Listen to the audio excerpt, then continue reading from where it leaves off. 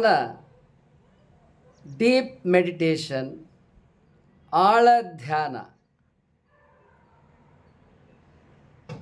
ಪ್ರತಿದಿನ ಧ್ಯಾನವನ್ನು ಮಾಡಿ ಶತಾಯುಷಿಗಳಾಗಿ, ಪ್ರತಿದಿನ ಧ್ಯಾನವನ್ನು ಮಾಡಿ ಸಂಪೂರ್ಣ ಆರೋಗ್ಯವನ್ನು ಪಡೆಯಿರಿ. ಪ್ರತಿದಿನ ಧ್ಯಾನವನ್ನು ಮಾಡಿ ಶ್ರೀಮಂತರಾಗಿರಿ. ಧ್ಯಾನ 3, ಆಳ ಧ್ಯಾನ ಡೀಪ್ ಮೆಡಿಟೇಷನ್ ಧಾರಾವಾಹಿ 3. ಹಿಂದಿನ 2 ಸಂಚಿಕೆಗಳಲ್ಲಿ ಧ್ಯಾನದ ಆರಂಭದ ವಿಚಾರಗಳನ್ನು ತಿಳಿಸಿದ್ದೇನೆ. ಇದು ಇದೇ ರೀತಿಯಾಗಿ ಧಾರಾವಾಹಿಯಾಗಿ ಮುಂದುವರಿಯುತ್ತದೆ. ಧ್ಯಾನ ಎಲ್ಲರಿಗೆ ಬರಲ್ಲ. ನಾವು ಧ್ಯಾನ ಮಾಡ್ತೀವಿ, ಮಾಡ್ಬೋದು.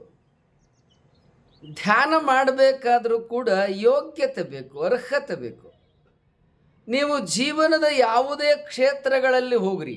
ಈಗ ಸೈಕಲ್ ಹೊಡಿಬೇಕಪ್ಪ, ಮೊದಲು ಕಲಿಬೇಕು. ಸೈಕಲ್ ಕಲಿದೆ ಹೊಡಿಯೋಕ್ಕೆ ಬರ್ತದೆ, ಬಿದ್ದು ಬಿಡ್ತೀರಿ, ಮಂಡಿ ಕೈಯ ಕಾಲ ಎಲ್ಲ ಮುರ್ಕೋತೀರಿ, ಹೌದಲ್ವಾ? ಸೈಕಲ್ ಹೊಡಿಬೇಕಾದ್ರೂ ಮೊದಲು ಸೈಕಲ್ ಕಲಿಬೇಕು. ಸ್ಕೂಟ್ರು ಮೋಟ್ರ್ ಸೈಕಲ್ ಹೊಡಿಬೇಕಾದ್ರೂ ಕಲಿಬೇಕು. ಕಾರು, ಬಸ್ಸು, ಲಾರಿ ಜೀವನದ ಯಾವುದೇ ಕ್ಷೇತ್ರದ ವಿದ್ಯೆಯನ್ನು ನಾವು ಲೀಲಾಜಾಲವಾಗಿ ಅಭ್ಯಾಸ ಮಾಡಬೇಕಾದ್ರೆ ಮೊದಲು ಅದನ್ನು ಕಲೀಲೇಬೇಕು. ಹಾಗೆ ಧ್ಯಾನ ಕೂಡ, ಏನು ಧ್ಯಾನ ಕಣ್ಮುಚ್ಕೊಂಡು ಕೂತ್ಕೊಳ್ಳೋದು, ಅದೇನು ಹೌದಪ್ಪ, ಕಣ್ಮುಚ್ಕೊಂಡು ಕೂತ್ಕೊಳ್ಳೋದು. ಮನಸ್ಸು ನಿನ್ನ ಅಧೀನದಲ್ಲಿರ್ಬೇಕಲ್ಲ, ನಿನ್ನ ಕೈ ಕಾಲು ನಿನ್ನ ಅಧೀನದಲ್ಲಿರ್ಬೇಕಲ್ಲ. ನನ್ನ ಮಂಡಿ ನೋಯಿಸ್ತತೆ, ನನ್ನ ಬೆನ್ನು ನೋಯಿಸ್ತತೆ, ನನ್ನ ಕತ್ತು ನೋಯಿಸ್ತತೆ, ನನ್ನ ಭುಜ ನೋಯಿಸ್ತತೆ, ನನಗೆ ಕೂಡಕ್ಕಾಗೋದಲ್ಲ, ಹೀಗೆ 108 ಕಣಿ ಹೇಳ್ತೀಯಲ್ಲ. ಆದ್ದರಿಂದ ಧ್ಯಾನ ಮಾಡಬೇಕಾದರೂ ಕೂಡ ಯೋಗ್ಯತೆ ಬೇಕು. ಇದು ಮೊದಲನೇದು. ಈ ಉದಾಹರಣೆಯನ್ನು ಕೊಟ್ಟಿದ್ದೇನೆ. ಈಗ ಅಡುಗೆ ಕಲಿಬೇಕು. ಅಡುಗೆ ಕಲ್ತ್ರೆ ಮಾತ್ರ ಅನ್ನ, ಸಾರು, ರೊಟ್ಟಿ, ಚಪಾತಿ, ಪಲ್ಯ, ಈಗ ಜೋಳದ ರೊಟ್ಟಿ ಎಲ್ಲರಿಗೂ ಮಾಡ್ಲಿಕ್ಕೆ ಬರ್ತದ? ಬರಲ್ಲ. ಟ್ರೈನಿಂಗ್ ತಗೋಬೇಕು. ರಾಗಿ ಮುದ್ದೆ ಮಾಡ್ಲಿಕ್ಕೆ ಬರ್ತದ? ಬರಲ್ಲ. ಇಡ್ಲಿ, ದೋಸೆ, ಮಸಾಲೆ ಬೇಕಾದಿರಲಿ. ಜೀವನದೊಳಗೆ ಕಸ ಗುಡ್ಸೋಕ್ಕೂ ಟ್ರೈನಿಂಗ್ ಬೇಕ್ರಿ. ಸುಮ್ಮನೆ ಕಸ ಗುಡ್ಸೋಕೆ ಬರೋದಲ್ಲ. ಮನೇಲಿ ಕಸ್ಬರ್ಗೆ ಹಿಡಿತೀನಿ ಅಂದ್ರೆ ಸಾಧ್ಯ ಇಲ್ಲ. ಹಿಡಿತೀಯ, ನೀವು ಹೊಡೆದ್ರೆ ಅಲ್ಲಲ್ಲ ಹಂಗೆ ಇರ್ತದೆ. ಮನೆ ಸಾರಿಸ್ಬೇಕಾದ್ರೂ ಕೂಡ ಯೋಗ್ಯತೆ ಬೇಕು, ಕಲ್ತಿರ್ಬೇಕು. ಮನೆ ನಿರ್ಮಲ ಸ್ವಚ್ಛ ಇರಬೇಕಾದ್ರೆ. ಹಾಗೆ ಧ್ಯಾನ ಮಾಡಬೇಕಾದ್ರೂ ಕೂಡ ನಮಗೆ ಯೋಗ್ಯತೆ ಬೇಕು. ನಮ್ಗಾದ್ರೆ ಯೋಗ್ಯತೆ ಇರಲ್ವ ಸ್ವಾಮೀಜಿ? ಖಂಡಿತ ಇಲ್ಲ. ನಿರ್ದಾಕ್ಷಿಣ್ಯವಾಗಿ ಹೇಳ್ತೀನಿ, ಅನುಮಾನನೇ ಇಲ್ಲ. ಕಾರ್ ನಡ್ಸೋಕ್ಕೆ ಬರ್ತದೆ, RTO ಹೇಳ್ಬಿಡ್ತೆ ಫೈಲ್. ಹಾಗೆ ಧ್ಯಾನ ಮಾಡಬೇಕಾದ್ರೂ ಕೂಡ ನಿರ್ದಾಕ್ಷಿಣ್ಯವಾಗಿ. ಎಲ್ಲರಿಗೆ ಧ್ಯಾನ ಮಾಡಲಿಕ್ಕೆ ಬರೋದಲ್ಲ. ಎಲ್ಲರೂ ಧ್ಯಾನ ಮಾಡಿ ದೈವಾನುಗ್ರಹವನ್ನು ಪಡ್ಕೊಳ್ಳೋಕೆ ಬರಲ್ಲ. ಯಾಕೆ ಹೇಳ್ತೀನಿ. ಅನೇಕ ಕಾರಣಗಳಿದೆ ಯಾಕೆ ಧ್ಯಾನ ಮಾಡೋಕ್ಕೆ ಬರೋದಿಲ್ಲ. ಮೊದಲನೇ ಸ್ಟೆಪ್ಸ್ ಏನಪ್ಪ? ಮೊದಲು ಕೂತ್ಕೋಬೇಕು, ಆರಾಮಾಗಿ ಕೂತ್ಕೋಬೇಕು, ಗಂಟು ಕಟ್ಲೆ ಕೂತ್ಕೋಬೇಕು. ಆಗಲ್ಲ ಸ್ವಾಮಿ, ಮತ್ತೆ ಹೇಳಿಬಿಡ್ತೀರಾ ಗಂಟು ಕಟ್ಲೆ. ಮತ್ತು ಈಗ ಅನೇಕ ಋಷಿಮುನಿಗಳ ಕತೆ ಕೇಳಿದ್ರಲ್ರಿ. ಅವರು ಕಡಾರಣ್ಯದಲ್ಲಿ ಹೋದರು, ದಿನಗಟ್ಟಲೆ, ವರ್ಷಗಟ್ಟಲೆ, ತಿಂಗಳಗಟ್ಟಲೆ ತಪಸ್ಸು ಮಾಡಿದ್ರು. ಮತ್ತು ಕತೆಗಳೇ ಇದೆಯಪ್ಪ. ಮತ್ತು ಸುಮ್ಮನೆ ವರ ಸಿಕ್ಬಿಡುತ್ತಾ, ಸುಮ್ಮನೆ ಅನುಗ್ರಹ ಆಗಿಬಿಡ್ತದೆ, ಸುಮ್ಮನೆ ದೊಡ್ಡವರಾಗ್ಬಿಡ್ತೀರ, ಸುಮ್ಮನೆ ಶ್ರೀಮಂತರಾಗ್ಬಿಡ್ತೀರ, ಸುಮ್ಮನೆ ಆರೋಗ್ಯ ಬರುತ್ತಾ? ಪ್ರತಿಯೊಂದು ಕ್ಷೇತ್ರದಲ್ಲಿಯೂ ಕೂಡ ಅದರದೇ ಆದ ಯೋಗ್ಯತೆ ಇರ್ತದೆ. ನಿಮಗೆಲ್ಲ ಗೊತ್ತಿರುತ್ತೆ. ಈಗ ಅನೇಕರು ಸ್ವಾಮೀಜಿಗಳು ಆಧ್ಯಾತ್ಮ ಜೀವನಕ್ಕೆ ಬಂದಿರ್ತಾರೆ. ಎಷ್ಟೋ ಜನ ಬಹಳ ಹೆಸರು ಮಾಡಿರ್ತಾರೆ, ಕ್ಯಾನ್ಸರ್ ಬಂದು ಸತ್ತಿರ್ತಾರೆ. ಯಾಕೆ ಕ್ಯಾನ್ಸರ್ ಬಂತು? ಅವರೆಲ್ಲ ಧ್ಯಾನ ಮಾಡ್ತಾರೋ, ತಪಸ್ಸುಗಳು ಹೆಸರು ಮಾಡಿದ್ರು. ಹೌದು, ಕ್ಯಾನ್ಸರ್ ಯಾಕೆ ಬಂತು? ಪ್ರಚಾರ ಪಡ್ಕೊಂಡಿರ್ತಾರೆ. ಆದರೆ ಧ್ಯಾನ ಮಾಡುವ ಯೋಗ್ಯತೆ ಬಂದಿರ್ತದೆ ಅಂತ ನನಗೇನು ಅನಿಸೋದಿಲ್ಲ. ಯಾಕೆ ಕ್ಯಾನ್ಸರ್ ಬಂದು ಸತ್ತಾರಲ್ಲ. ಒಂದು ಕಡೆ ಒಬ್ಬರು ಮಹಾತ್ಮರು ಹೇಳ್ತಾರೆ, ಜನರೆಲ್ಲ ನಿನ್ನನು ದೊಡ್ಡ ತಾನೆಂದಾರೆ, ಚಿನ್ಮಯ ಶಿವನೇನು ಅರಿಯನೆ ಮರುಳೆ, ಬಿಡು ಬಾಹ್ಯದೊಳು ಡಂಭಾವ, ಜಲರೇನು ಬಲ್ಲರು ಕೃತ್ಯವ ಮನ ಅರಿಯದ ಕಳ್ಳತನವಿಲ್ಲ ಜಲ ಕಂಜಿ ನಡೆಯಾದ ಮಲ ಕಂಜಿ ನಡೆದಾರೆ ಮನದಾಣ್ಮ ಗುರು ಸಿದ್ಧ ವರ ನೀಡುವ ಬಿಡುವ ಹ್ಯಾದೊಳು ಡಂಭವ. ನಾನು ಅಷ್ಟು ಕೀರ್ತಿ ಗಳಿಸ್ದೆ, ಅಷ್ಟು ಆಸ್ತಿ ಮಾಡಿದೆ, ಇಷ್ಟು ಆಸ್ತಿ ಮಾಡಿದೆ, ಇಷ್ಟು ಪ್ರಸಿದ್ಧಿ ತಗೊಂಡೆ, ಆ ಬಹುಮಾನ ತಗೊಂಡೆ, ಈ ಬಹುಮಾನ ತಗೊಂಡೆ, ದೊಡ್ಡ ದೊಡ್ಡ ಜನ ಎಲ್ಲ ಬರ್ತಾರೆ. ಯಾರು ದೊಡ್ಡ ಜನವೋ ಯಾರು ಕೀರ್ತಿಯೋ ಎಲ್ಲ ಕೊಚ್ಕೊಂಡು ಹೋಗ್ತಾರೆ. ಇರುವಾಗ ಜೀವನದಲ್ಲಿ ಯಾರು ಆರೋಗ್ಯವಾಗಿ ಇರ್ತಾರೆ? ಮೊದಲನೇದೇನಪ್ಪ ಜೀವನದ ಆನಂದ ಎಂಬುದಾಗಿ ಹೇಳಿದರೆ, ನೀನು ದೀರ್ಘಾಯುಷಿಯಾಗಿ ಬದುಕಬೇಕು, ಯಾವುದೇ ರೋಗ ಇಲ್ಲದೆ ಬದುಕಬೇಕು. ನರಳುಕೊಂಡು ಯಪ್ಪ ಯವ್ವ ಅಂದ್ಕೊಂಡು ಆಸ್ಪತ್ರೆಗೆ ಎಡ್ತಾಕೊಂಡು ಬದುಕಿದ್ರೆ ಅದೆಂಥ ಜೀವನ? ನೀನು ಎಷ್ಟು ವರ್ಷನಾರ ಬದುಕು, ಅಷ್ಟು ವರ್ಷವೂ ನಿನಗೆ 100% ಆರೋಗ್ಯ ಇರಲೇಬೇಕು. ಆರೋಗ್ಯ ಬೇಕು, ಆಯುಷ್ಯ ಬೇಕು, ಶ್ರೀಮಂತಿಕೆ ಬೇಕು, ರಿಲೇಷನ್ಶಿಪ್, ಎಲ್ಲರ ಒಡನಾಟ ಪ್ರೀತಿ ಸಂಬಂಧವನ್ನು ಗಳಿಸಿರಬೇಕು. ನಾವೆಲ್ಲರನ್ನೂ ಪ್ರೀತಿ ಮಾಡಬೇಕು. ಬಡವರು ಶ್ರೀಮಂತರು ಅಷ್ಟೇ ಅಲ್ಲ, ಶ್ರೀಮಂತರನ್ನಷ್ಟೇ ಭೇಟಿ ಮಾಡ್ತೀನಿ ಬಡವ್ರನ್ನ ಅಂತಲ್ಲ, ಎಲ್ಲರನ್ನೂ ಪ್ರೀತಿ ಮಾಡಬೇಕು. ಹೀಗೆ ಧ್ಯಾನ ಮಾಡಬೇಕಾದ್ರೆ ಪರಮಾತ್ಮ ದೇವರೇನಿದನಲ್ಲ, ಈಗ ಸೂರ್ಯ ಇದ್ದಾನಪ್ಪ, ಏನು ಶ್ರೀಮಂತರಿಗಷ್ಟೇ ಕಾಣ್ತಾನೆ, ಬಡವ್ರಿಗೆ ಕಾಣಲ್ವಾ? ಯಾರೇ ಬೇಕಾದ್ರೆ ಕಾಣ್ತಾನೆ. ಆಕಾಶ ನೋಡೋಕೆ ನುಗ್ಲೇನ್ರಿ? ಇಲ್ಲ. ಮತ್ತು ಹಂಗೆ ದೇವರು ಅಷ್ಟೇ. ಅವನ್ಯಾರು? ನಮ್ಮ ಅಪ್ಪ. ದೇವರು ನಮ್ಮ ಅಪ್ಪ ನಮ್ಮವ್ವ. ಮನೇಲಿ ಅಪ್ಪನ ಅವನ್ನ ಮಗು ಕೇಳ್ತತ್ತ, ಅಪ್ಪ ನನಗದನ್ನು ಕೊಡಿಸು, ಇದನ್ನು ಕೊಡಿಸು. ಅಪ್ಪ ಕೊಡಿಸ್ತಾನೆ ಇಲ್ಲ, ಅವ್ವ ಕೊಡ್ತಾರ ಇಲ್ಲ. ಹಂಗೆ ಪರಮಾತ್ಮ ನಮ್ಮಪ್ಪ ನಮ್ಮವ್ವ. ನಾವು ಕೇಳಬೇಕು, ನಮಗೆ ಕೇಳೋದು ಗೊತ್ತಿಲ್ಲ, ಏನನ್ನು ಕೇಳಬೇಕು ಅಂತ ಗೊತ್ತಿಲ್ಲ, ಏನು ಕೇಳಬಾರ್ದು ಅಂತ ಗೊತ್ತಿಲ್ಲ. ಧ್ಯಾನ ಯಾಕೆ? ಇದು ಮೊದಲನೇ ಪ್ರಶ್ನೆ. ಆಗಲೇ ಹೇಳ್ತೀನಿ, ಪ್ರತಿಯೊಬ್ಬರಿಗೂ ಜೀವನದಲ್ಲಿ ಗುರಿಗಳಿರ್ತಾವೆ. ನಮಗೂ ಜೀವನದಲ್ಲಿ ಗುರಿ ಇತ್ತು. ಈ ಜೀವನಕ್ಕೆ ಬಂದಾಗ ಏನು? ಪರಮಾತ್ಮನನ್ನು ಸಾಕ್ಷಾತ್ಕಾರ ಮಾಡ್ಕೋಬೇಕು. ಅದೇ ನಮ್ಮ ಜೀವನದ ಗುರಿ. ಇವತ್ತು ಪ್ರಪಂಚದಲ್ಲಿ ಯಾರಾದರೂ ಆನಂದವಾಗಿ ಇದ್ದರೆ ಅದು ಡಾಕ್ಟರ್ ವಿಜಯಕುಮಾರ್ ಮಹಾನುಭಾವಿಗಳು ಒಬ್ಬರೇ. ಇದು ಎಲ್ಲೆಲ್ಲಿ ಪ್ರವಚನ ಮಾಡ್ತೀನಿ, ಯಾವತ್ತಿಂದ ಮಾಡ್ತೀನಿ, ಎಲ್ಲ ಕಾಜಿಂದ ಹೇಳ್ಕೊಂಡು ಬರ್ತಾಯಿದ್ದೀನಿ. ಯಾಕಪ್ಪ ಎಂಬುದಾಗಿ ಹೇಳಿದರೆ, ಅಷ್ಟು ಆನಂದ ಅನುಗ್ರಹ ನಮ್ಮ ಜೀವನದೊಳಗೆ ಐತಿ. ಆದ್ದರಿಂದ ಈ ಜೀವನದ ಆನಂದ ಅನ್ನತಕ್ಕಂಥದ್ದೇನಿದೆಯಲ್ಲ, ಅದು ದೈವಾನುಗ್ರಹದಿಂದ ಬರ್ತದೆ. ಇದಕ್ಕಿಂತ ದೊಡ್ಡದು ಜೀವನದಲ್ಲಿ ಏನೂ ಇಲ್ಲ.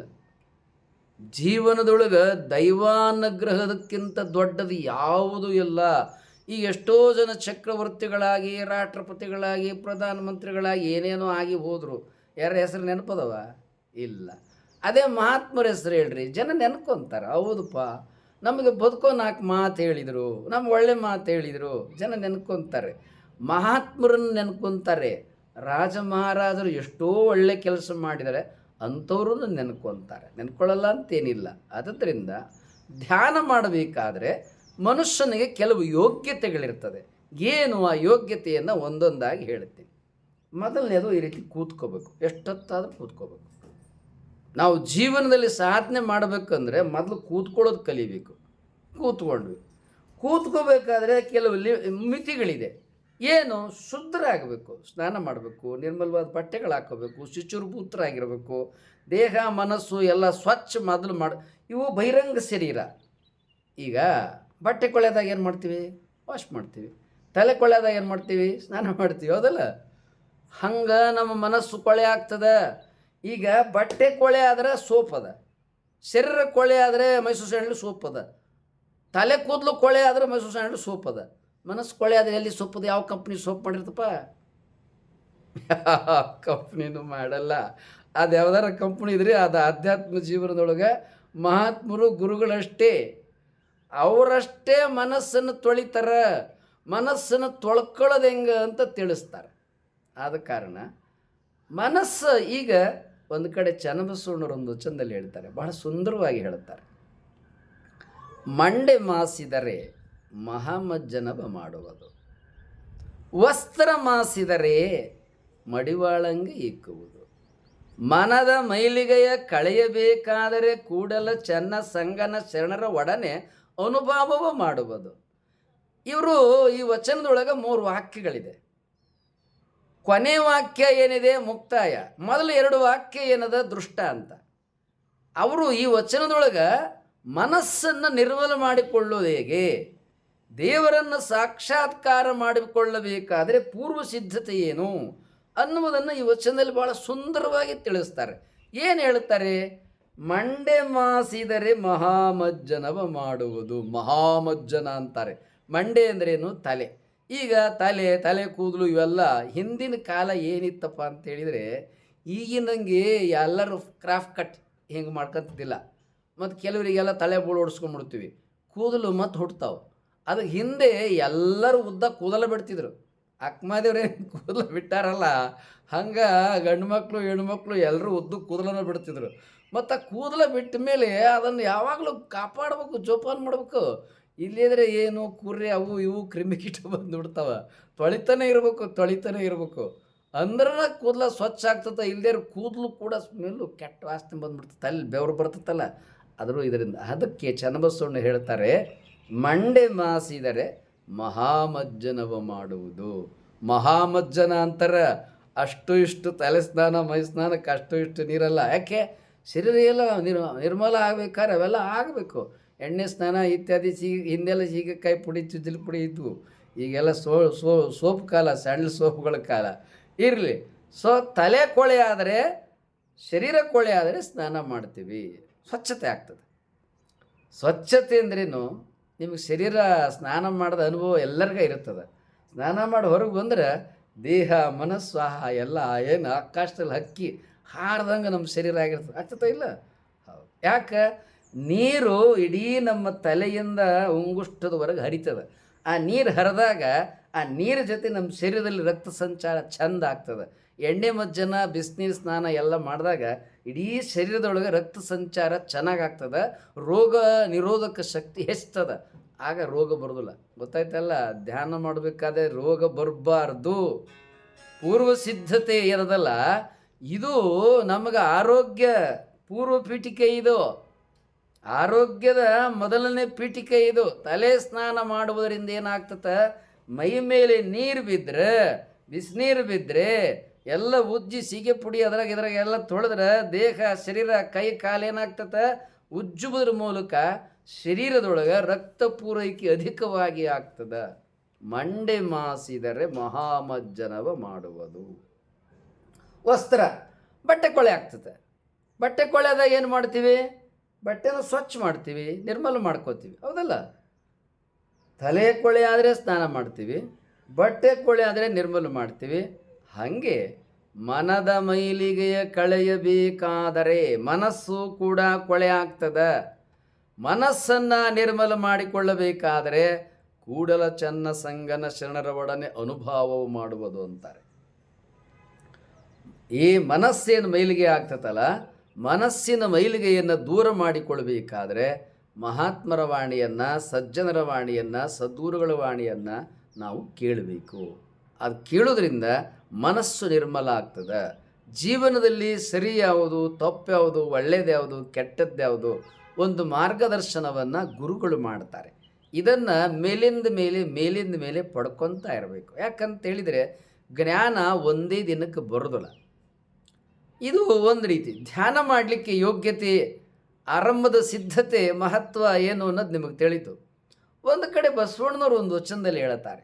ಏನು ಆ ವಚನವನ್ನು ನಿಮ್ಮ ಮುಂದೆ ಇಡ್ತೀನಿ. ಮನೆಯೊಳಗೆ ಮನೆಯೊಡೆಯ ಇದ್ದಾನೋ ಇಲ್ಲವೋ,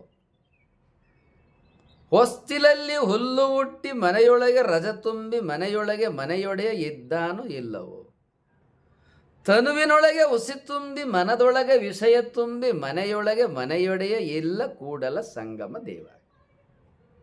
ಭಾಳ ಸುಂದರವಾಗಿ ಬಸವಣ್ಣನವರು ಈ ವಚನದಲ್ಲಿ ವಿವರಿಸ್ತಾ ಇದ್ದಾರೆ. ಇವರು ಕೂಡ ವಚನದೊಳಗೆ 2 ದೃಷ್ಟಾಂತವನ್ನು ಕೊಡ್ತಾರೆ. ಆರಂಭದಲ್ಲಿ, ಮುಕ್ತಾಯದಲ್ಲಿ ಒಂದು ನಿರ್ಣಯವನ್ನು ಕೊಡ್ತಾರೆ. ವಚನವನ್ನು ಪರಿಸಮಾಪ್ತಿ ಮಾಡ್ತಾರೆ. ಏನು? ಆರಂಭದಲ್ಲಿ ದೃಷ್ಟಾಂತದಲ್ಲಿ 2 ದೃಷ್ಟಾಂತವನ್ನು ಕೊಡ್ತಾರೆ. ಮನೆಯೊಳಗೆ ಮನೆಯೊಡೆಯ ಇದ್ದಾನೋ ಇಲ್ಲವೋ, ಹೊಸ್ತಿಲಲ್ಲಿ ಹುಲ್ಲು ಹುಟ್ಟಿ ಮನೆಯೊಳಗೆ ರಜ ತುಂಬಿ. ರಜ ಅಂದ್ರೇನು? ಧೂಳು. ಈಗ ನಾವು ಒಂದು ಮನೆ ನೋಡ್ತೀವಿ.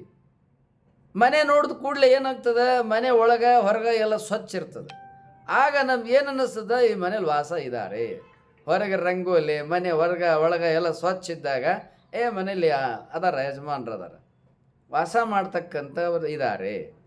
ಅದೇ ಹುಲ್ಲು ಕಸ ಜೇಡ ಅವು ಇವು ಇದ್ದರೆ ಈ ಮನೆಗೆ ಯಾರೂ ವಾಸ ಇಲ್ಲ. ಬರೀ ಹೊರಗೆ ನೋಡೋದ್ರಿಂದ ತಿಳಿದು ಬಿಡ್ತದೆ ಮನೆಯೊಳಗೆ ಇದ್ದಾನೋ ಇಲ್ಲವೋ. ಒಂದು ಮನೆಯನ್ನು ನೋಡಿದ ಕೂಡಲೇ ಆ ಮನೇಲಿ ಯಾರು ವಾಸ ಮಾಡ್ತಾರೆ ಇಲ್ಲ ತಿಳಿತದ. ಅದೇ ರೀತಿಯಲ್ಲಿ ಬಸವಣ್ಣವ್ರು ಹೇಳ್ತಾರೆ, ಹೊಸ್ತಿಲಲ್ಲಿ ಹುಲ್ಲು ಹುಟ್ಟಿ ಮನೆಯೊಳಗೆ ರಜ ತುಂಬಿ ಮನೆಯೊಡೆಯ ಇದ್ದಾನೋ ಇಲ್ಲವೋ. ಅನುಮಾನ ಯಾಕೆ ಬರ್ತದ ಅಂದ್ರೆ, ಹೊಸ್ತಿಲನ್ನೆಲ್ಲ ಹುಲ್ಲು ಬೆಳ್ಕೊಂಡೈತಿ, ಮನೆ ಒಳಗೆಲ್ಲ ಧೂಳು ಜೇಡ ಕಟ್ಟೈತಿ ಅಂದರೆ ಮನೆಯಲ್ಲಿ ಯಾರಾದರೂ ವಾಸ ಇದ್ದಿದ್ರೆ ಹಿಂಗೆಲ್ಲ ಆಗೋದಲ್ಲ, ಹೌದಲ್ಲ? ಎಲ್ಲ ಒಳಗೆ ಹೊರಗೆ ಎಲ್ಲ ಭಾಳ ಸ್ವಚ್ಛ ನಿರ್ಮಲ ಇರ್ತದೆ. ಯಾಕೆ? ಒಳ್ಳೆಯ ಗಾಳಿ, ಬದುಕೋದಕ್ಕೆ ಬಾಳ್ಬೇಕಾದ್ರೆ ಕ್ರಿಮಿ ಕೀಟ ಇರಬಾರ್ದು. ಇದ್ರವೆಲ್ಲ ರೋಗ ತರ್ತಾವ. ಈಗ ಸೊಳ್ಳೆ ಎಷ್ಟು ರೋಗ ತರ್ತದೆ ಗೊತ್ತದಲ್ಲ, ನೊಣ ಎಷ್ಟು ರೋಗ ತರ್ತದೆ ಗೊತ್ತಲ್ಲ. ಸೊಳ್ಳೆ, ಚಿಕುನು, ಡೆಂಗು ಎಲ್ಲ ಕಾಯಿಲೆನ ತಂದು ಬಿಡ್ತದೆ. ಫ್ಲೂ, H1, N1 ಹಿಂಗೆಲ್ಲ. ಅದಕ್ಕಾಗಿ ಏನು ಮಾಡ್ತಾರೆ, ಮನೆ ಕ್ರಿಮಿಕೀಟಗಳ ಆವಾಸ ಸ್ಥಾನ ಆಗಬಾರದು ಅಂತ ಏನು ಮಾಡ್ತೀವಿ, ಮನೆ ಒಳಗೆ ಹೊರಗೆ ನಿರ್ಮಲ ಮಾಡ್ಕೊಳ್ತೇವೆ. ಹಾವು, ಚೇಳು, ಹಲ್ಲಿ, ಕ್ರಿಮಿ ಕೀಟ, ಜೇಡ, ಜರಿ ಅವು ಇವು ಏನು ಬರಬಾರದು. ತನುವಿನಲ್ಲಿ ಉಸಿ ತುಂಬಿ ಮನದೊಳಗೆ ವಿಷಯ ತುಂಬಿ ಮನೆಯೊಡೆ ಇದ್ದಾನೋ ಇಲ್ಲವೋ. ಮನೇಲೆಂಗೆ ಕಸ ಧೂಳು ಅವು ಇವು ಇದ್ರೆ ಮನೇಲಿ ಯಾರು ವಾಸ ಇಲ್ಲ ಅಂತೀವಲ್ಲೋ, ಹಂಗೆ ಇದು ಒಂದು ಮನೆ. ನಮ್ಮ ದೇಹ ಏನದಲ್ಲ, ಇದು ಒಂದು ಮನೆ ಅಂತಾರೆ ಬಸವಣ್ಣನವರು. ಯಾಕೆ? ತನುವಿನಲ್ಲಿ ಉಸಿ ತುಂಬಿ ಮನದೊಳಗೆ ವಿಷಯ ತುಂಬಿ.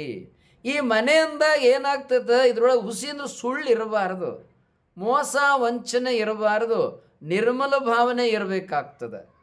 ಪ್ರೀತಿ, ಮೃದು ಮಾತು, ಎಲ್ಲರನ್ನ ಗೌರವಿಸ್ತಕ್ಕಂಥ ರೀತಿ ಇರಬೇಕಾಗ್ತದೆ.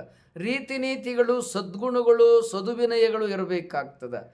ತನುವಿನೊಳಗೆ ಉಸಿ ತುಂಬಿ ಮನದೊಳಗೆ ವಿಷಯ ತುಂಬಿ.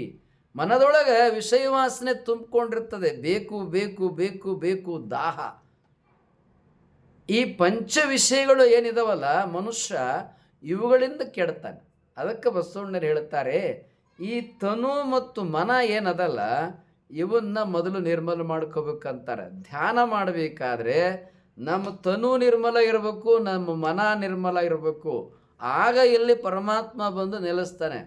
ಯಾವಾಗ ಪರಮಾತ್ಮ ಇಲ್ಲಿ ಬಂದು ನೆಲೆಸ್ತಾನೆ? ಅಲ್ಲಮ ಪ್ರಭುರು ಹೇಳ್ತಾರೆ, ಕಾಲೇ ಕಂಬಗಳಾದವನ್ನ ದೇಹವೇ ದೇಗುಲವಾಯಿತಯ್ಯ, ಶಿರ ಸುವರ್ಣದ ಕಳಶ ಎನ್ನ ನಾಲಗೆ ಗಂಟೆ, ಹೃದಯ ಸಿಂಹಾಸನವಾಗಿದ್ದಿತ್ತಯ್ಯ, ಗುಹೇಶ್ವರ ಪ್ರಾಣಲಿಂಗ ಪ್ರತಿಷ್ಠೆ ಪಲ್ಲಟವಾಗದಂತಿದ್ದೆನಯ್ಯ ಅಂತಾರೆ ಅಲ್ಲಮ ಪ್ರಭುದೇವರು. ಅಲ್ಲಮ ಪ್ರಭುದೇವರು ಇನ್ನೊಂದು ವಚನದಲ್ಲಿ ಹೇಳ್ತಾರೆ, ದೇಹವೇ ದೇವಾಲಯವಾಗಿದ್ದ ಬಳಿಕ ಮತ್ತೆ ಬೇರೆ ದೇವಾಲಯವೇ ಕಯ್ಯ, ಗುಹೇಶ್ವರ ನೀನು ಕಲ್ಲಾದರೆ ನಾನೇನಪ್ಪೆನು ಅಂತಾರೆ. ಅಲ್ಲಮ ಪ್ರಭುದೇವರು ದೇಹವನ್ನೇ ದೇವಾಲಯವನ್ನಾಗಿ ಮಾಡಿಕೊಂಡಿದ್ದಾರೆ. ತಮ್ಮ ಅಂತರಂಗವನ್ನೇ ನಿರ್ಮಲವಾದ ಆವಾಸ ಸ್ಥಾನವನ್ನಾಗಿ ಮಾಡಿಕೊಂಡಿದ್ದಾರೆ. ಪರಮಾತ್ಮನು ನೆಲೆಸುವ ಸ್ಥಳವನ್ನಾಗಿ ಮಾಡಿಕೊಂಡಿದ್ದಾರೆ. ಹೀಗೆ ಧ್ಯಾನದಿಂದ ನಮ್ಮ ಅಂತರಂಗ ನಿರ್ಮಲವಾಗ್ತದೆ, ನಮ್ಮ ಬಹಿರಂಗ ನಿರ್ಮಲವಾಗ್ತದೆ. ಬಹಿರಂಗ ಅಂದ್ರೇನು? ಕಣ್ಣು, ಕಿವಿ, ಮೂಗು, ನಾಲಿಗೆ, ಚರ್ಮ ಬಹಿರಿಂದ್ರಿಯಗಳು. ಮನಚಿತ್ತ ಬುದ್ಧಿ ಅಹಂಕಾರಗಳು ಅಂತರಿಂದ್ರಿಯಗಳು. ನಾವು ಅಂತರಂಗದಲ್ಲಿ ಸಂಯಮವನ್ನು ಕಾಪಾಡಿಕೊಳ್ಳಬೇಕು, ಬಹಿರಂಗದಲ್ಲಿ ಸಂಯಮವನ್ನು ಕಾಪಾಡಿಕೊಳ್ಳಬೇಕು. ಯಾರಿಗೆ ಅಂತರಂಗ ಸಂಯಮನ, ಯಾರಿಗೆ ಬಹಿರಂಗ ಸಂಯಮನ ಸಾಧ್ಯವಾಗ್ತದೆ, ಆಗ ಅವರಿಗೆ ದೇಹ ದೇವಾಲಯವಾಗ್ತದೆ. ಆಗ ದೇಹದಲ್ಲೇ ಪರಮಾತ್ಮ ನೆಲೆಸ್ತಾನೆ. ಅದಕ್ಕಾಗಿ ಅಲ್ಲಮ ಪ್ರಭುರು ಹೇಳ್ತಾರೆ, ಕಾಲೇ ಕಂಬಗಳಾದವನ್ನ ದೇಹವೇ ದೇಗಲವಾಯಿತಯ್ಯ, ಎನ್ನ ನಾಲಗೆಯ ಗಂಟೆ, ಶಿರ ಸುವರ್ಣದ ಕಳಶ, ಗುಹೇಶ್ವರ ಪ್ರಾಣಲಿಂಗ ಪ್ರತಿಷ್ಠೆ ಪಲ್ಲಟವಾಗದಂತಿದ್ದೆನಯ್ಯ.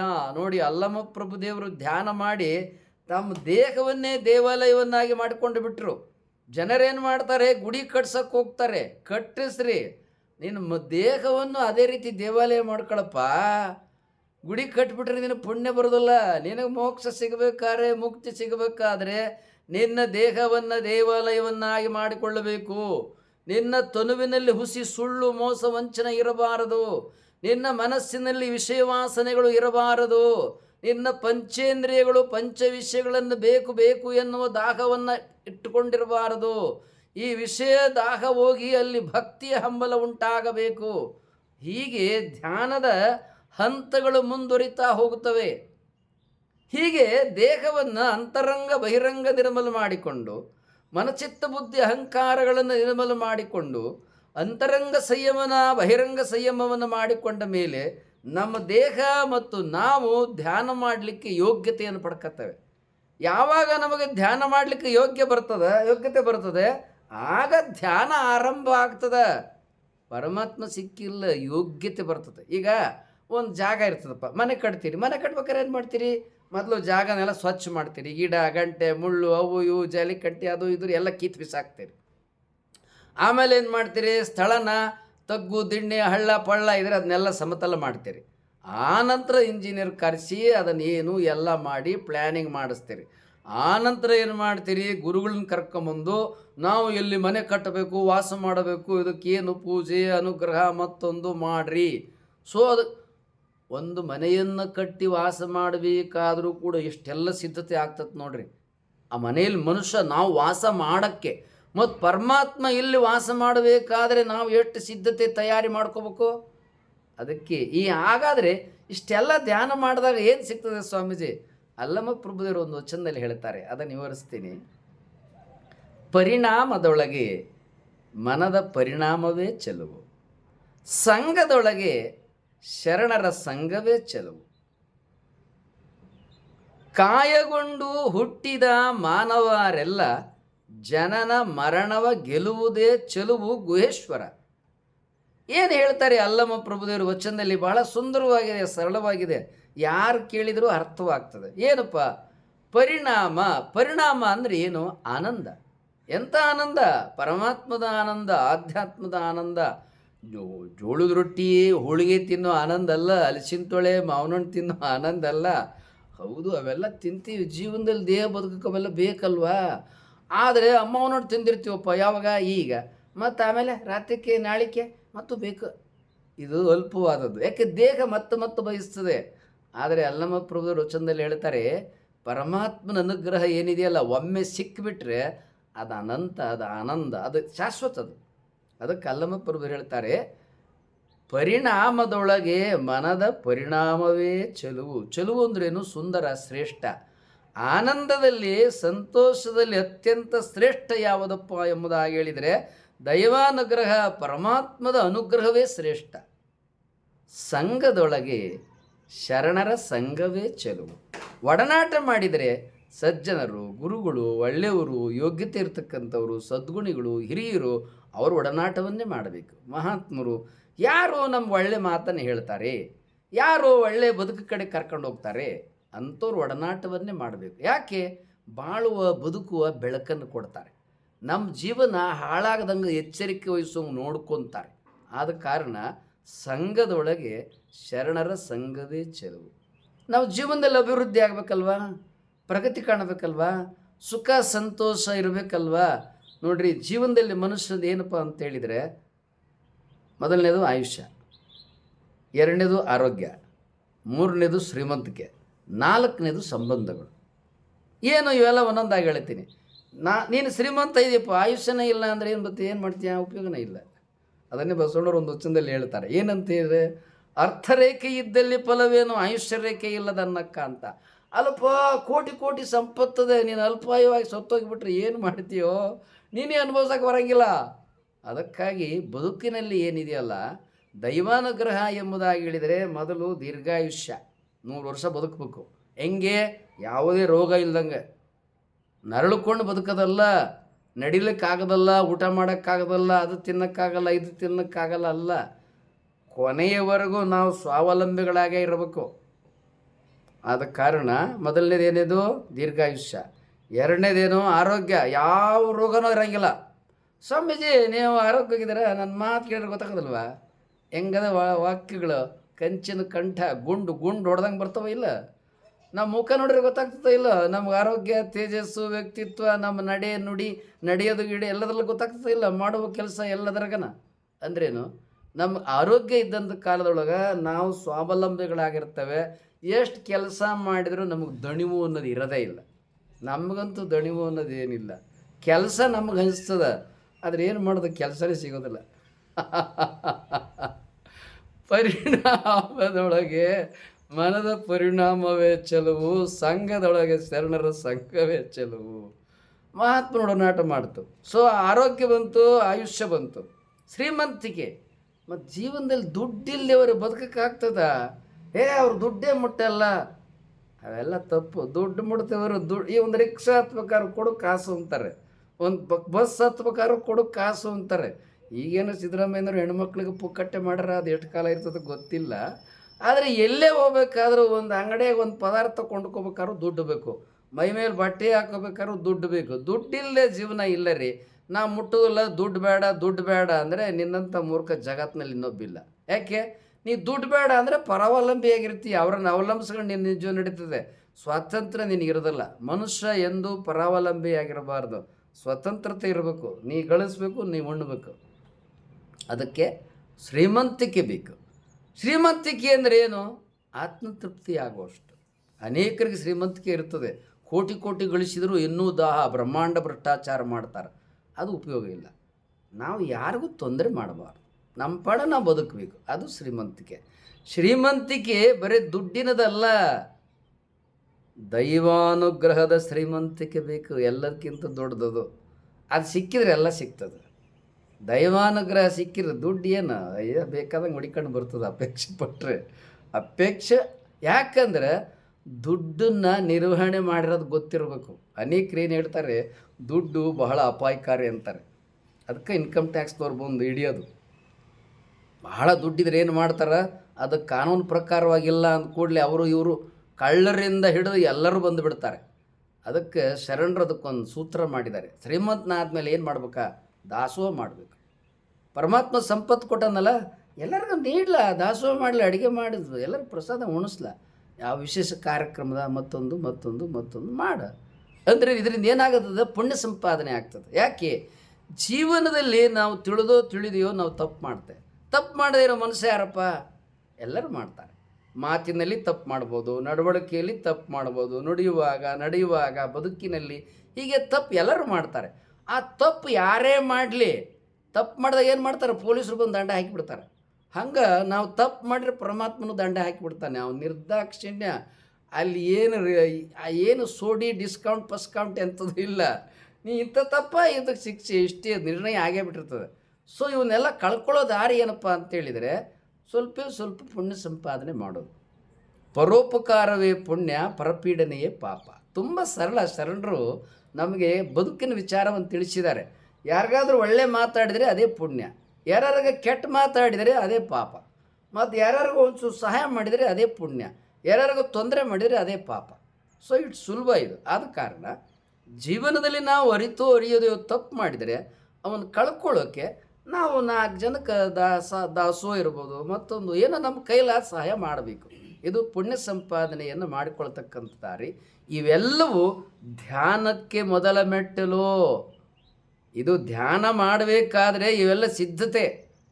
ಇನ್ನೂ ಧ್ಯಾನದ ಹಂತಗಳು ಬಹಳ ಇದೆ, ಅವನ್ನೆಲ್ಲ ಒಂದೊಂದಾಗಿ ತಿಳಿಸ್ತಾ ಹೇಳ್ತೇನೆ. ಈಗಲೇ ವಿಡಿಯೋ ಭಾಳ ಉದ್ದ ಆಗೋಯ್ತು. ಇನ್ನೂ ಧ್ಯಾನದ ವಿಚಾರವಾಗಿ ಹೇಳ್ತಕ್ಕಂಥ ವಿಚಾರಗಳು ಬಹಳ ಇದೆ. ಆದರೆ ಯಾರು ನೀವು ವಿಡಿಯೋ ನೋಡ್ತಾ ಇದ್ದೀರಿ, ಈಗ ನಾನು ಇಲ್ಲಿ 3 ವಚನಗಳನ್ನು ವಿವರಿಸಿದ್ದೇನೆ. ಒಂದು ಚನ್ನಬಸವಣ್ಣವ್ರ ವಚನ, ಇನ್ನೊಂದು ಬಸವಣ್ಣನವ್ರ ವಚನ, ಇನ್ನೊಂದು ಅಲ್ಲಮ ಪ್ರಭುದೇವ್ರ ವಚನ. ಇವರು 3 ಮಹಾತ್ಮರು ಆ ವಚನಗಳಲ್ಲಿ ಧ್ಯಾನ ಮಾಡೋದು ಹೇಗೆ, ಧ್ಯಾನ ಮಾಡಬೇಕೇಕೆ, ಮಾಡಿದರೆ ಇದರ ಪ್ರಯೋಜನಗಳೇನು ಅನ್ನೋದೆಲ್ಲವನ್ನು ಅವರು ತಿಳಿಸಿದ್ದಾರೆ. ನಿಮ್ಗೆ ಅದು ಅರ್ಥ ಆಗ್ಬೇಕಾದ್ರೆ ಆ ವಿಡಿಯೋನ ಇನ್ನೊಮ್ಮೆ ನೋಡಿ. ಕೆಲವು ಸಲ ಒಂದೇ ಸಲಕ್ಕೆ ಅರ್ಥ ಆಗೋದಲ್ಲ, ಬಿಡು ಮಾಡ್ಕೊಳ್ಳಿ. ಬರೀ ಗಳಿಸೋದೇ ಅಲ್ಲ, ಗಳಿಸಿ ಅದಕ್ಕೆ ಬಿ ಪಿ ಬರ್ತದೆ, ಶುಗರ್ ಬರ್ತದೆ, ಕೈಕಾಲು ನೋವು, ಅಸಿಡಿಟಿ, ಅಲ್ಸರ, ಗ್ಯಾಸ್ಟ್ರಿಸೈಡ್ಸ್, ನ್ಯೂರೋಪತಿ, ಆಲ್ಥರೈಟಿಸು ಹಿಂಗೆಲ್ಲ ಓದ್ತೀರಿ. ಈ ವಿಡಿಯೋ ನೋಡಿದ್ರೆ ಎಲ್ಲ ರೋಗ ನೀವೇ ಕಳ್ಕೊಬೋದು. ಯಾವುದೇ ರೋಗ ಇದ್ರೆ ಏನು ಮಾಡ್ತೀರಿ? ಟ್ಯಾಬ್ಲೆಟ್ಸ್ ಗುಳಿಗೆ ನುಂಗ್ತೀರಿ. ನುಂಗಿದ್ರೆ ರೋಗ ವಾಸಿ ಆಗ್ತದೆ? ಇಲ್ಲ. ಅವ್ರೇನು ಮಾಡ್ತಾರೆ? ಪೇಯ್ನ್ ಕಿಲ್ಲರ್ ಟ್ಯಾಬ್ಲೆಟ್ಸ್ ಕೊಡ್ತಾರೆ, ಕಂಟ್ರೋಲ್ ಮಾಡ್ತೀವಿ ಅಂತಾರೆ, ಸಾಯತಕ್ಕ ನಮ್ಮ ಹತ್ರ ಬರ್ರಿ ಅಂತಾರೆ. ನೀವು ನಮ್ಮ ಹತ್ರ ಬಂದರೆ ಏನು ಮಾಡ್ತೀವಿ, ರೋಗನೇ ನಿರ್ನಾಮ ಮಾಡ್ತೀವಿ. ನೀವು ಆಮೇಲೆ ನಮ್ಮ ಹತ್ರ ನೀವು ಬರಬೇಕಾಗಿಲ್ಲ. ನೀವು ಈ ವಿಡಿಯೋಗಳನ್ನ ನೀವು ಧಾರಾವಾಹಿಯಾಗಿ ನೋಡ್ಕೊಂತ ಹೋದರೆ ನೀವು ಇದ್ದಲ್ಲೇ ನೀವು ಗುಣ ಮಾಡ್ಕೊಂಬಿಡ್ಬೋದು. ಆರೋಗ್ಯನೂ ಪಡಿಬೋದು, ದೀರ್ಘಾಯುಷ್ಯನೂ ಪಡಿಬೋದು, ಶ್ರೀಮಂತಿಕೆನೂ ಪಡಿಬೋದು. ಇವೆಲ್ಲವನ್ನು ನೀವು ಪಡ್ಕೊಂಡಿದ್ದೀರ ಸ್ವಾಮೀಜಿ. ಪಡ್ಕೊಂಡಿರೋದ್ರಿಂದಲೇ ಮತ್ತು ನಿಮ್ಗೆ ಹೇಳ್ತಾ ಇರೋದು. ನಾವು ಪಡ್ಕೊಂಡಿಲ್ಲವ್ರು ನಿಮ್ಗೆ ಹೇಳಕ್ಕೆ ಬರ್ತದ? ಬರೋದಿಲ್ಲ. ಹೀಗಾಗಿ ಧ್ಯಾನ ಮಾಡಿ ದೀರ್ಘಾಯುಷ್ಯಗಳಾಗಿ ಶತಾಯುಷ್ಯಗಳಾಗಿ ಧ್ಯಾನ ಮಾಡಿ ಆರೋಗ್ಯವನ್ನು ಪಡ್ಕೊಳ್ಳಿ. ಧ್ಯಾನ ಮಾಡಿ ಶ್ರೀಮಂತಿಕೆಯನ್ನು ಪಡ್ಕೊಳ್ಳಿ. ಧ್ಯಾನ ಮಾಡಿ ಸಕ್ಸಸ್, ವಿಜಯ ಪತಾಕೆ, ಆನಂದ, ದೈವಾನುಗ್ರಹವನ್ನು ಜೀವನದಲ್ಲಿ ಸಾಧ್ಯ ಮಾಡ್ಕೊಳ್ಳಿ. ವಿಜಯ TV 12. ಯಾರು ಹಂಗೆ ವಿಡಿಯೋ ನೋಡ್ತಾ ಇದ್ದಾರೆ ಮೊದಲು ಸಬ್ಸ್ಕ್ರೈಬ್ ಮಾಡಿ, ಅಲ್ಲಿ ಗಂಟೆ ಬರ್ತದೆ, ಬೆಲ್ ಬಟನ್ ಒತ್ತಿ, ನಂತರ ವಿಡಿಯೋಗಳನ್ನು ಇನ್ನೊಮ್ಮೆ ನೋಡಿ. ಅಷ್ಟೇ ಅಲ್ಲ, ಈ ವಿಡಿಯೋನ ಯಾರು ರೋಗದಿಂದ ನರಳುತ್ತಿರ್ತಾರಲ್ಲ, ಯಾರು ಬಡತನದಲ್ಲಿರ್ತಾರಲ್ಲ, ಯಾರಿಗೆ ಮತ್ತೊಂದು ಅಂತ ಜೀವನದಲ್ಲಿ ನವದಿರ್ತಾರಲ್ಲ, ಅವ್ರಿಗೆಲ್ಲ ಕಳಿಸಿ ಅವರೆಲ್ಲ ನೋಡಲಿ. ಅವರು ಪುಣ್ಯವಂತರಾಗಲಿ, ಅವರು ಆರೋಗ್ಯವಂತರಾಗಲಿ, ಅವರು ಆಯುಷ್ಯನ ಪಡ್ಕೊಳ್ಳಿ. ಅವರೆಲ್ಲ ಪಡ್ಕೊಂಡ್ರೆ ಆ ಪುಣ್ಯ ನಿಮಗೂ ಬರ್ತದೆ. ವಿಜಯ TV 12.